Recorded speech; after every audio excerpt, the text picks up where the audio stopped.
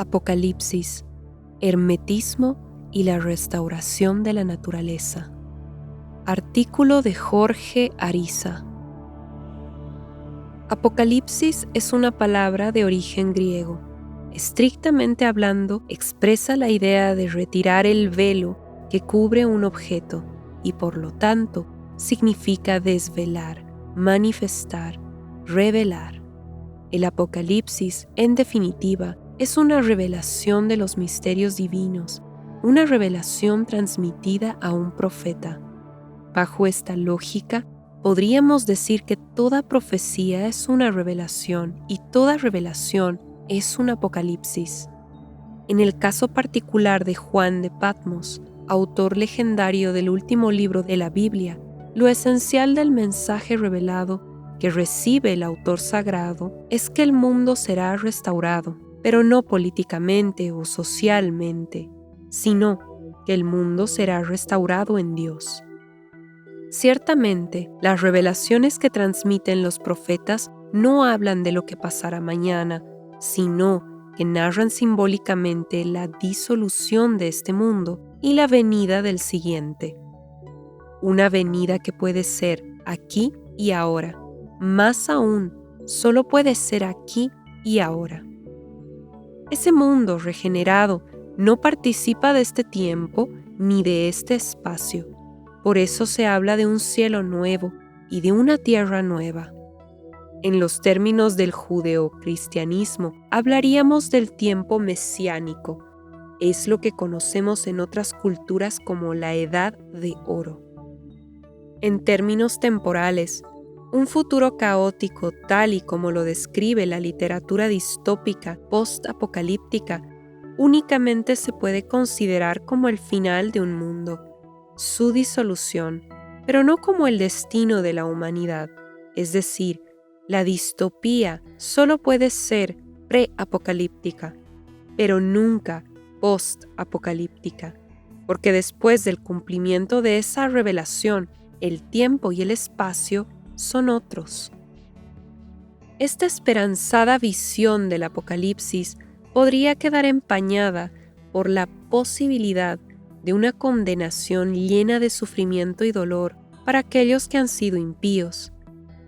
El mundo restaurado quedaría entonces para los salvados, mientras que el mundo de la disolución, con todo su dolor, sería el lugar o el estado de los pecadores que no se arrepintieron.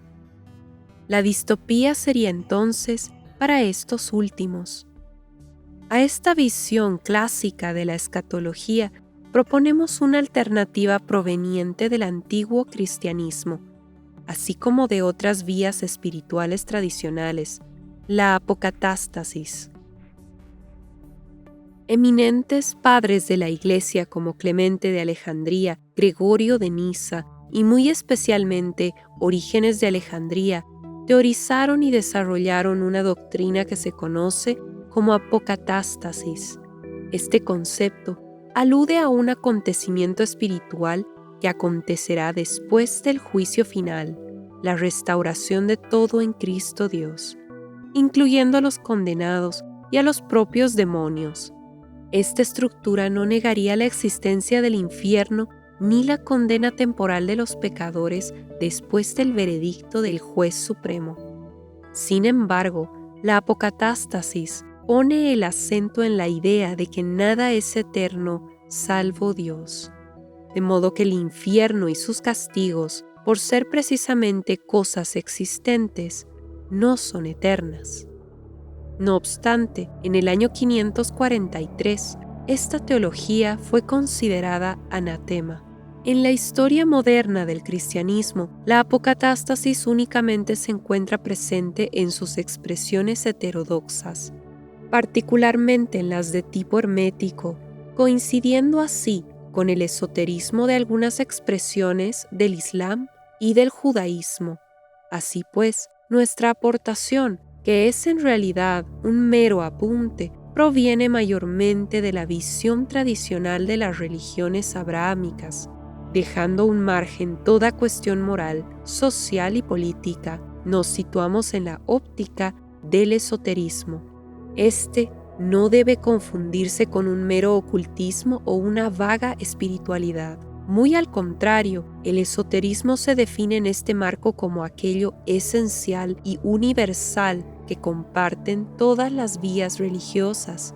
Es su núcleo más íntimo y secreto, y del que dependen todas las formas particulares que una religión pueda adoptar. El esoterismo es a la religión lo que el centro a la circunferencia. En la tradición occidental, el hermetismo es una de las formas privilegiadas del esoterismo, al punto de poder decir que éste expresa la verdad universal que guardan las diferentes vías espirituales mediante sus símbolos, leyendas y alegorías. La ciencia aplicada de este hermetismo al que nos referimos es la alquimia, disciplina muy sagrada que en modo alguno ha de interpretarse como una especie de prequímica extravagante, sino como la ciencia de las transformaciones del alma. Y no solo eso, en realidad, la alquimia puede aplicarse a lo que los antiguos llamaban misterios mayores, los cuales van más allá del desarrollo del estado humano en su integridad, sino que conducen a la identidad suprema o deificación, esto es, Dios en el hombre. En efecto, trata del misterio crístico, algo que nos conecta con el gran arquetipo de la caída, cuyo ejemplo fundamental lo encontramos en la caída de Lucifer, cuya soberbia le hace querer ser como Dios y en lugar de ascender al más alto de los cielos, desciende al infierno. En el Islam encontramos un episodio semejante en el cual Iblis, en un acto de orgullo y de monoteísmo extremo, acaba por desobedecer a Dios al no querer postrarse ante Adán. No reconocer que aquel ser humano primordial se encontraba a la imagen de Dios le costó la expulsión del paraíso. Esta trágica aventura de Lucifer concierne directamente al ser humano de aquí abajo. Ciertamente, Lucifer es el portador de la luz. Representa la luz celestial original que ha caído en la oscuridad de este mundo, en donde ya no brilla, solo se consume. El ser humano, caído también, debe coger ese fuego, esa antorcha, y levantarla de nuevo, devolverla a su lugar original para que brille sin consumirse. De no hacerlo, esa luz seguirá agonizando en el interior de cada hombre y acabará por extinguirse, no sin antes haberle consumido, quemado, abrasado. Sorprende al principio constatar que es la misma luz la que da vida y la que nos consume. Cabe recordar, sin embargo, que su acción depende del lugar donde la coloquemos, o mejor aún, donde nos coloquemos nosotros. Catius estaba muy acertado cuando decía que hay que rezar por el demonio, para que se convierta por su redención, porque su redención es la nuestra también. Portamos una luz aquí abajo, un fuego que es un símbolo recurrente en toda la literatura apocalíptica, un fuego que puede quemar y destruir o bien iluminar y purificar. Esta doble función del fuego a la que hemos aludido es conocida como mínimo por todas las tradiciones de la cuenca mediterránea. En cada una de ellas existe este vínculo entre el fin de este mundo y la acción del fuego. A esto debemos sumarle evidentemente la venida del Mesías. Todo cuanto está narrado en los libros sagrados sobre la parusía no es más ni menos que un conjunto de imágenes que emplean el tiempo cronológico y el espacio como una metáfora del tiempo mesiánico. Así, retomando el hilo de nuestra reflexión, diremos que la distopía es ahora, pero el apocalipsis es siempre, y la edad de oro también. Y esto es así porque no pertenecen a este tiempo, sino a la eternidad. A este aspecto resulta muy ilustrativa una pequeña narración recogida en el Talmud. Un rabino está soñando con Isaías y le pregunta cuándo vendrá el maestro, refiriéndose al Mesías. El profeta le dice que se lo pregunte él mismo, que el Mesías está allí junto a ellos. ¿Cuándo vendrás?, le preguntó entonces el rabino al Mesías. Este le respondió: hoy. Esta venida del Mesías tiene símiles o relatos simbólicamente paralelos en todas las culturas. Son conocidas las figuras del Buda Maitreya o en el hinduismo Kalki, el último descenso avatar de Vishnu, el cual vendrá al final del Kali Yuga. Por su parte, en el Islam, resulta fundamental la figura del Mahdi, el 12º imam que saldrá de su ocultación para preparar el retorno de Cristo y juntos renovar este mundo e instaurar el reino de Dios, el 12º imam. Dentro del mazdeísmo, la función del Mahdi sería equiparable a la figura conocida como el benefactor. Sobre esta figura dice el Avesta: será el benefactor y el renovador del mundo, volverá la existencia indestructible. Como que el fuego, tan importante en la religiosidad del mazdeísmo, es protagonista en el fin del mundo, está escrito en el Bundahishn, un texto sagrado del mazdeísmo, lo que sigue a continuación. Un gran cuerpo celeste golpeará la tierra prendiendo fuego y se desencadenará entonces el fin del mundo. Fluirán ríos de metal fundido que para los bienaventurados serán como leche cálida, pero que resultarán abrasadores para los impíos. Los sabios experimentarán el fuego de Ahura Mazda, literalmente el Señor de la sabiduría, como luz. Los impíos lo experimentarán como un fuego abrasador. La tradición mazdea explica que, después de la acción de este fuego, el benefactor mirará a la materia y la hará inmortal. Transformará el mundo, lo volverá tal y como lo contemplaron los seres humanos primordiales.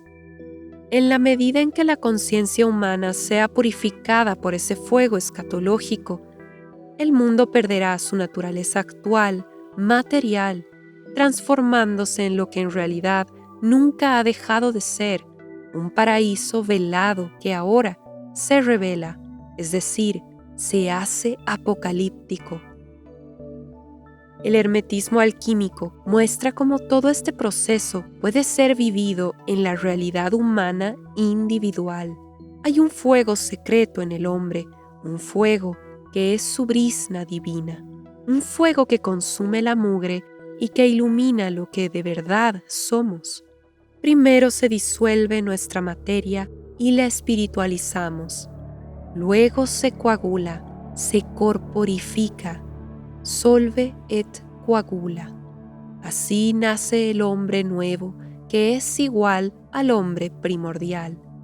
Es igual porque nunca ha dejado de ser lo que es, porque jamás se ha podido extinguir esa brizna, porque es eterna. Tras todo lo expuesto, no podemos más que lamentar, como decíamos al principio, que la religión institucional en Occidente haya blindado el acceso a estas experiencias. Afortunadamente, la práctica del arte se presentó como una especie de nueva religión dentro de una modernidad cada vez más desprovista de sacralidad en sus lugares pensados para tales cuestiones. Un ejemplo paradigmático fue, sin ninguna duda, el poeta visionario y artista plástico William Blake.